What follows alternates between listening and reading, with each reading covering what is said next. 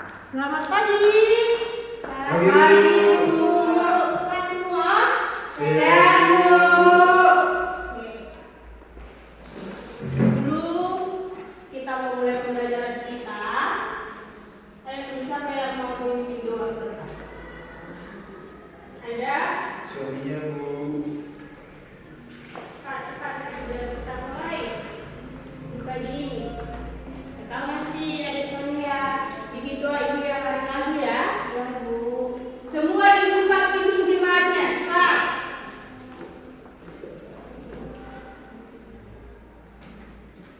Sudah dibuka pintu jemaat nomor 407. 407, Bu. Iya. Oke. Udah, Bu. Mulai ya. Tuhan gembala pagi. Kita nyanyikan bersama. Tuhan gembala kami, tuntun kami domba-Mu. Berilah kami menikmati hikmat permohonan-Mu. Tuhan Yesus, Juru Selamat, kami ingin milik-Mu. Tuhan Yesus, Juru Selamat, kami ingin milik-Mu. Oke teman-teman, mari kita berdoa. Kembali kami seperti sedia kali kita Bapa yang selalu memberkati kami di pagi hari ini, sehingga kami bisa berkali seperti Bapa. Sebentar lagi nanti akan memulai pembelajaran kami. Berkati kami anak-anak ini, jadikan kemampuan dari Tuhan dan juga memiliki hikmat yang bisa kami guru kami yang Bapa. Tuhan, dalam Yesus Kristus, haleluya, amin. Amin. Silakan duduk. Baik. Sebelum kita mulai ya, ibu absen dulu siapa di sini yang datang sama nggak datang ya? Helen, Hadir, Bu. Ingat, Hadir, Bu. Sonia, Hadir, Bu. Agnesia. Hadir, Bu. Oke, semua hadir. Sehat ya, Lan? Ada yang kurang sesuatu? Atau ada sakit perutnya? Ada yang patah hati, Bu. Kenapa itu? Pagi-pagi masih patah hati. Baik. Dan kita langsung mulai aja ya ke pembelajaran kita. Karena sebentar nih, itu mau rapat nanti. Baik, judul kita pada bab ini yaitu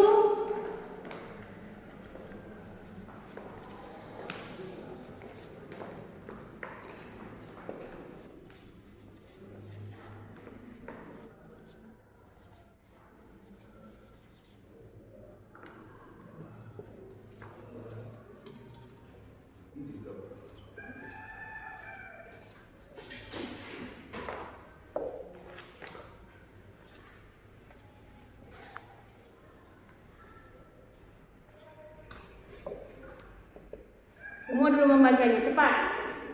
Apakah yang duduk di situ? Ya Allah, dalam Tuhan Enggak ada. Ada sarapan tadi ya tadi ya? Enggak, Bu. Coba dua dulu. 1, 2, 3 ya. Karya Allah dalam memperbaharui kehidupan. Oke. Masuk kita ke pembelajaran ini. Kalau ada di sini ibu ambil dua kata. Karya Allah memperbaharui kehidupan. Baik, di pembelajaran sebelumnya kan sudah kita pelajari contoh-contoh karya Allah dalam memperbaharui kehidupan. Jadi di sini kita pelajari lagi lebih dalam. Coba dulu si Helen, apa saja karya Allah yang kau ketahui dalam hidupmu? Ayo Helen, karya-karya Allah dalam hidupmu. Coba sebutkan. seperti Allah memberi nama kehidupan, Bu. Ya. Terus dia memberi rezeki sama orang tua saya, Bu. Ya. Terus saya dapat juara, Bu. Oh, bagus. Ini seriusnya sekali.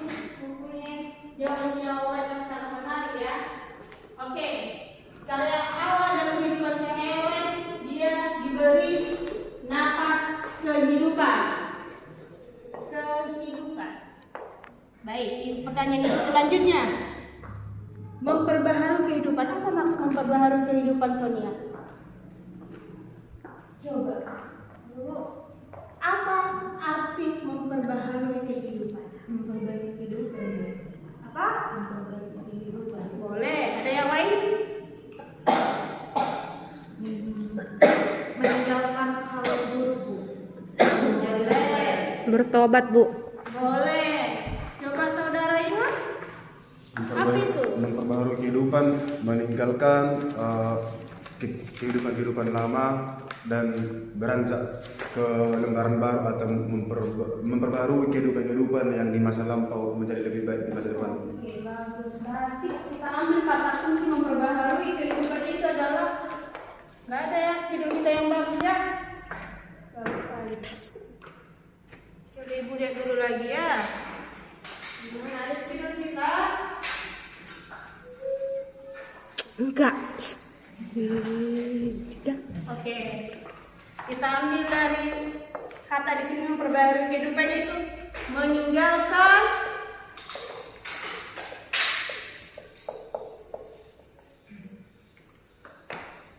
masa kelam menjadi Ini, Bu, spidol. jangan lupa menjadi lebih baik. Oke.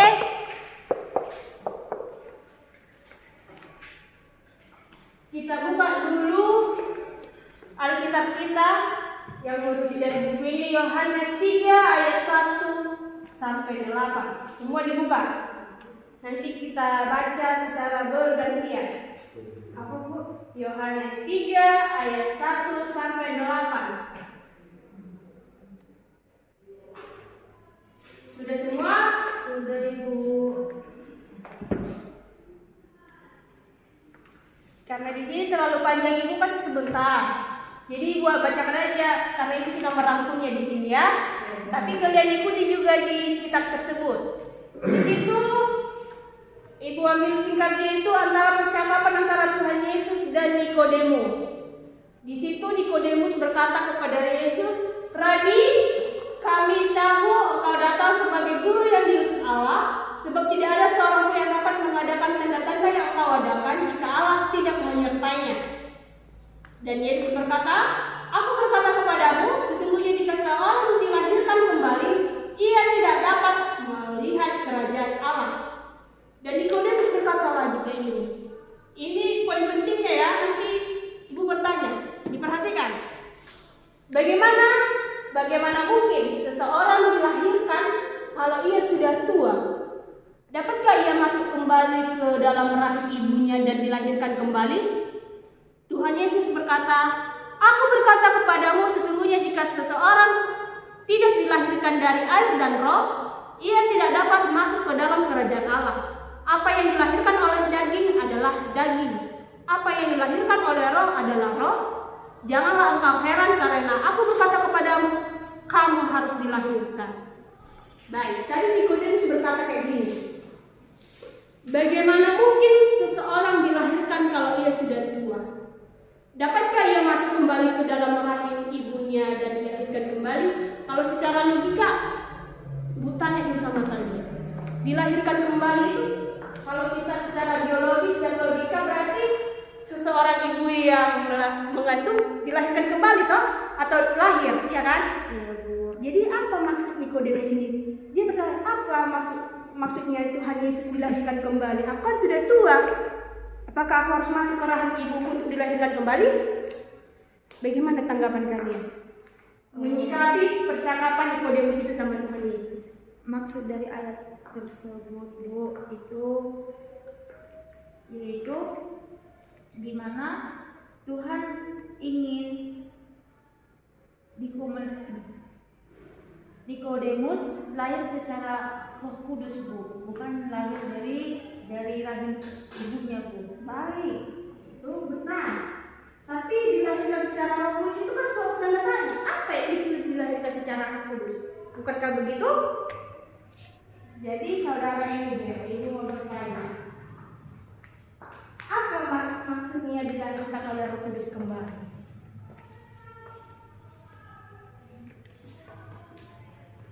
Nggak tahu. Oke. Selanjutnya nanti dibaca bukunya supaya pertanyaan-pertanyaan ibu beri tahu, karena itu dapat poin loh. Iya Bu. Jangan salah. Untuk Helen, tadi kan adik kita Sonia mengatakan dilahirkan kembali oleh Roh Kudus. Maksudnya itu seperti apa?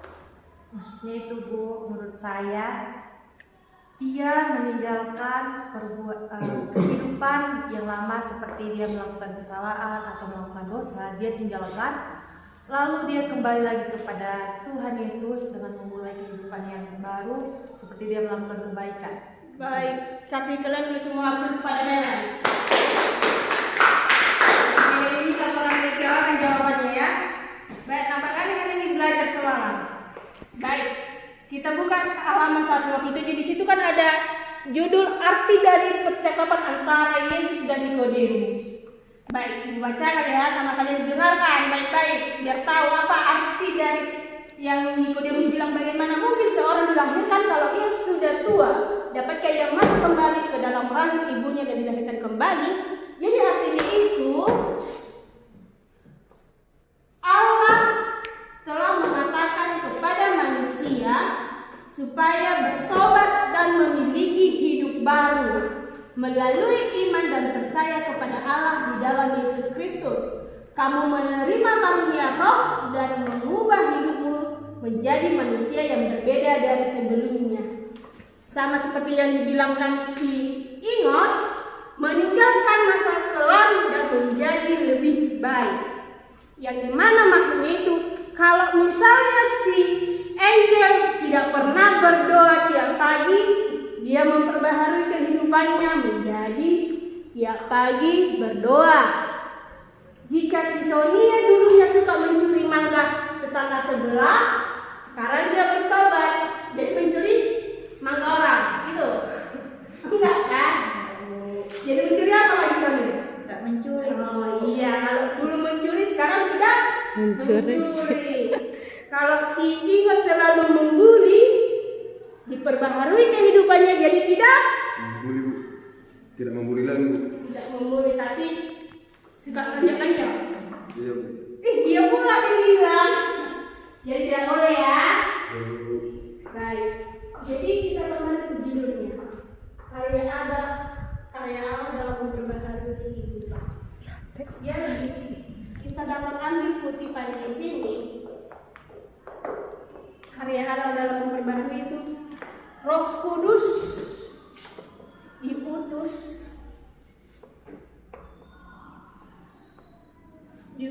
Tuhan untuk menemani manusia. Roh Kudus diutus Tuhan untuk menemani manusia. Ibarat kata sebagai Roh Kudus yang menemani manusia dan yang melihat segala tingkah laku kita, dan ibarat kata Roh Kudus yang melaporkan segala tingkah laku kita kepada Tuhan Yesus. Jadi jika tidak ada pembaharuan dalam hidup kita, maka Roh Kudus akan melapor ke Tuhan Yesus bahwa si Helen tidak ada perubahannya. Mulai dari tahun 2023 sampai tahun 2024, dia masih tetap suka mencuri mangga tetangganya. Jadi jangan kalian asal-asalan dalam kehidupan ini ya. Kita ini selalu diintai oleh Roh Kudus. Apapun yang kita lakukan, Roh Kudus melihat kita dan melakukan kita kepada Tuhan Yesus. Di akhir hidup kita, sebelum kita melangkah ke surga, di situ ada akan pengawal. Dia mencatat dosa kita semua. Dia bilang kayak gini. Kau soalnya banyak kali dosa dalam dunia ini. Kau suka mencuri, kau suka mencontek, kau suka ini. Jadi kau tak boleh masuk ke surga. Neraka katanya nanti. Jadi supaya tidak terjadi itu, marilah kita memperbaharui kehidupan kita melalui katanya apa? Melalui apa? Kenapa? Kenapa kayak nggak ada semangat dalam balik? Jadi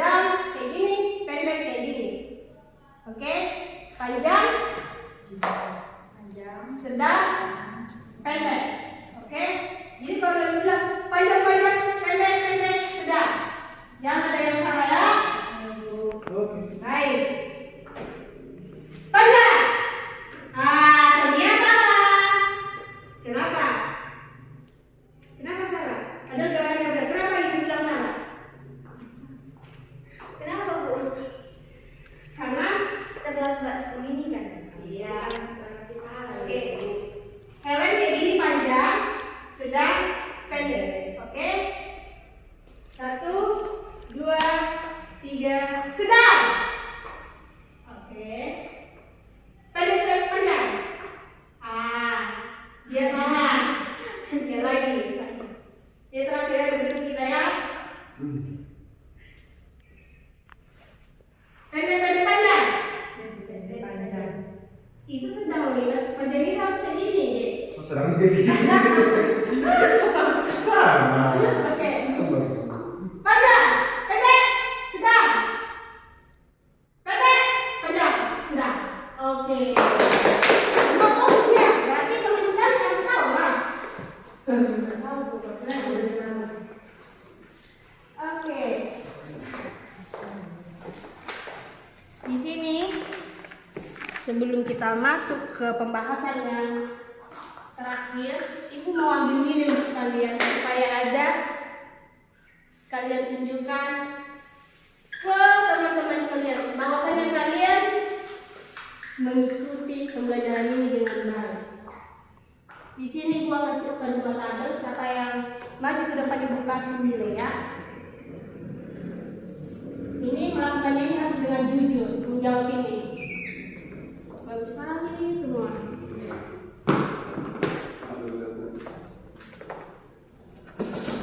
Oke. Ini tentang kehidupan sehari-hari saja.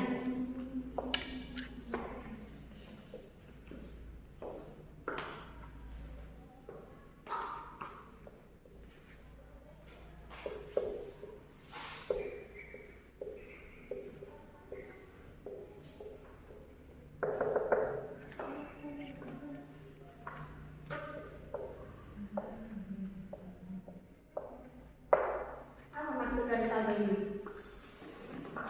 Dari sikap yang buruk menjadi yang baik. Titik menjadi titik. Jadi ibu kasih satu contoh. Misalnya ibu dari sikap yang suka ngomel sama pacar ibu, sekarang ibu menjadi tidak suka ngomel setelah ibu sadar bahwasannya dia dimengerti. Kalau untuk murid-murid dari sikap yang suka melawan orang tua jadi suka menolong orang tua. Begitu siapa yang mau maju ke depan. Tapi ini harus ready ya, karena ini nanti kamu tulis ibu nilai dan kamu tunjukkan ke orang tua. Berapa bintang dapat? Terserah. Berapa bintang dapatnya Bu? Ibu kan kasih nilai antara 1 sampai 10. Tidak bintang. Kalau bintang itu nanti di akhir ya. Ini kamu tunjukkan ke orang tua. Maksudnya kalau kamu misalnya aku dari nggak suka melawan orang tua jadi nggak melawan orang tua. Kalau dibaca orang tua, sejak kapan kamu melawan juga bisa dibilang kayak gitu. Nggak boleh berbohong. Kalau juga aku dari nggak suka membantu orang tua jadi suka ngepel. Nah, kalau orang tua sepele, sehari-hari kamu ngepel keren. Dia lagi, kalau mangan kok, katanya. Ayo, jujur. Maju ke depan ibu kasih nilai. Dan ini nanti nilai ini akan membantu nilai rapor kalian ya. Jangan ada sepele. Cepat. Siapa yang maju? Ibu tunjuk. Ibu tunjuk ya, dari daftar hadir ya. Ibu tunjuk dari daftar hadir. Ibu tunjuknya tutup mata. Siapa ya?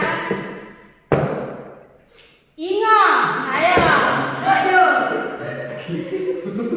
Maju. Nanti ibu nilai nih. Dari sikapmu yang dari mana menjadi apa? Ada diskusi di sana? Ayo. Apa namanya? Main skater jadi tobat. Oh ya, dari sikap yang main skate ya. Main slot.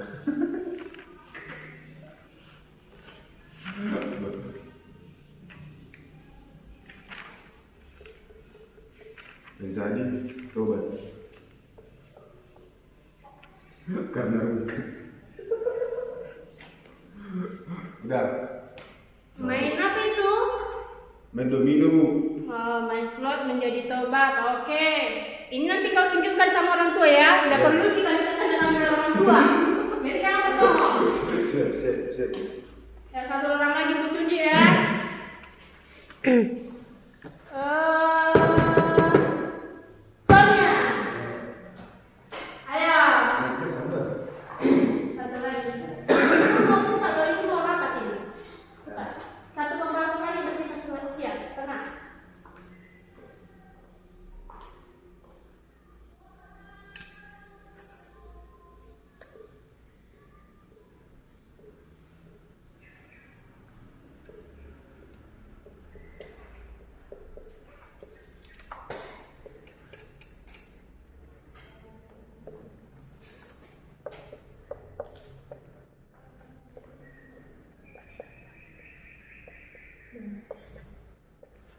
Yang bener.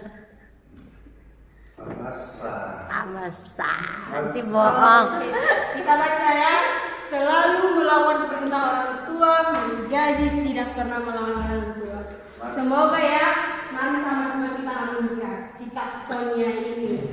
Amasa. Baik, untuk materi terakhir ini, hidup baru artinya melakukan kehendak Allah dalam hidupnya. Baik, semua dulu membuka 2 Timotius 3 ayat 16. 2 Timotius 3 ayatnya yang ke-16.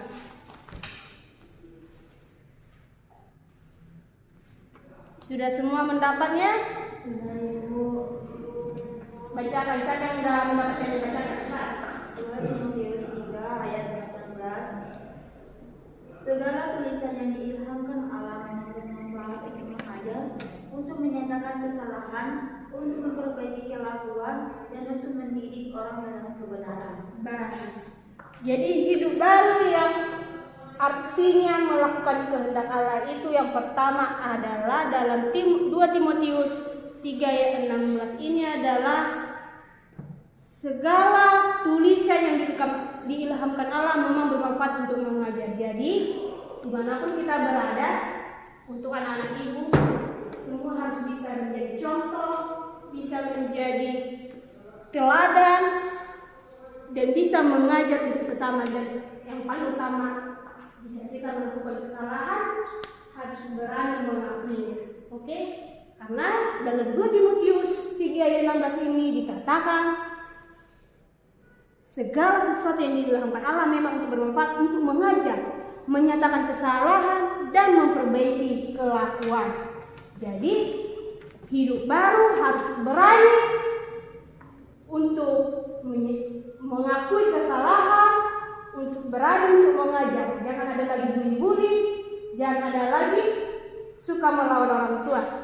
Dan yang kedua, untuk melakukan hidup baru ini adalah menerapkan kebenaran Alkitab dalam yang pertama tadi dalam 2 Timotius 3 ayat 16 dikatakan berani mengakui kesalahan. Yang kedua dikatakan di situ menerapkan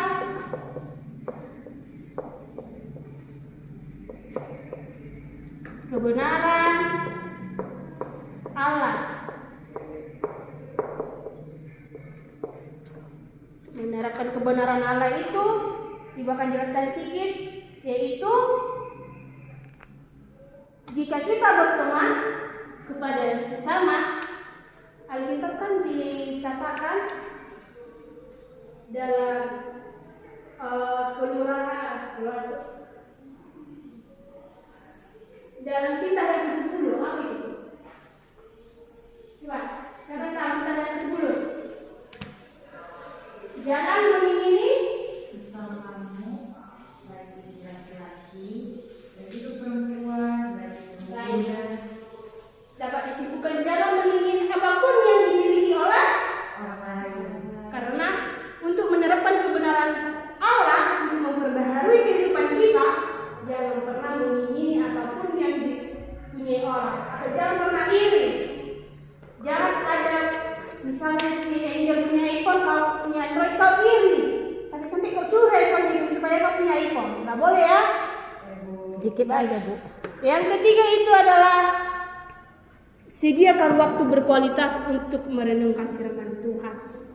Yang ketiga, merenungkan firman Tuhan.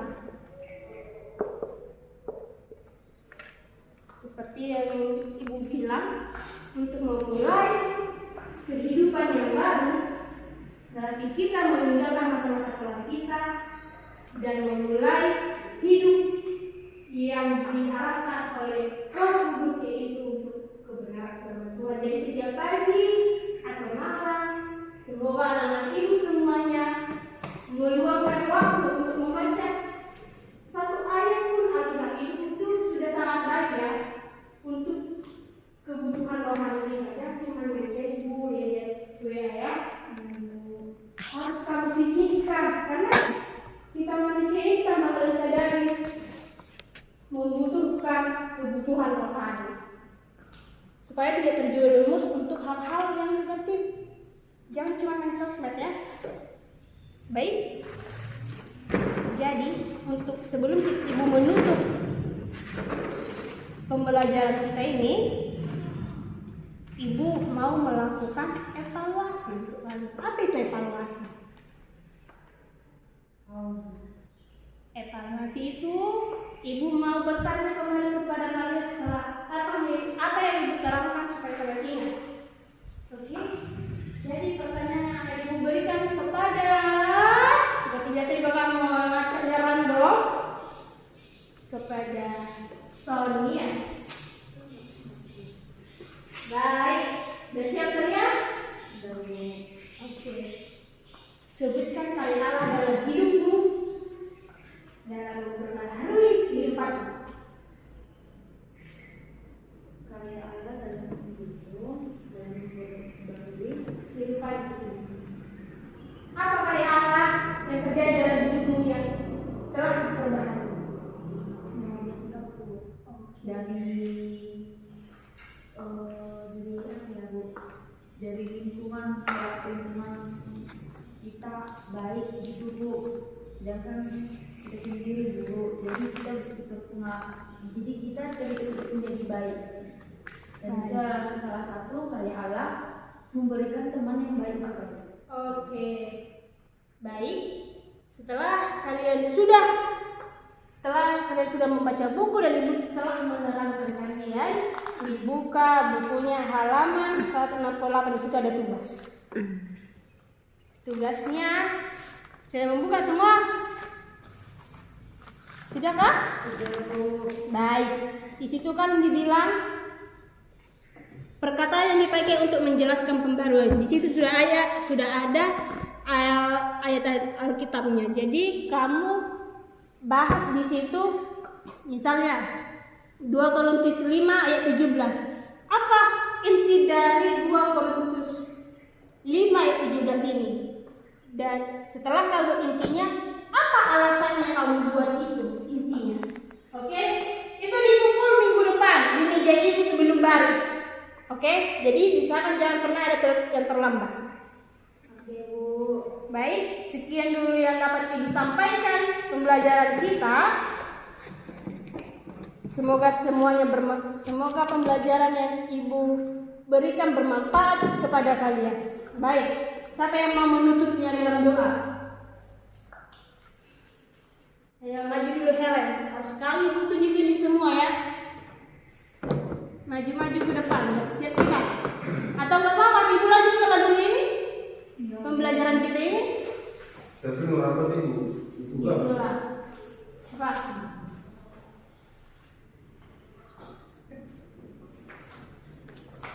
Tutup dalam doa. Doakan apa yang kita pelajari hari ini.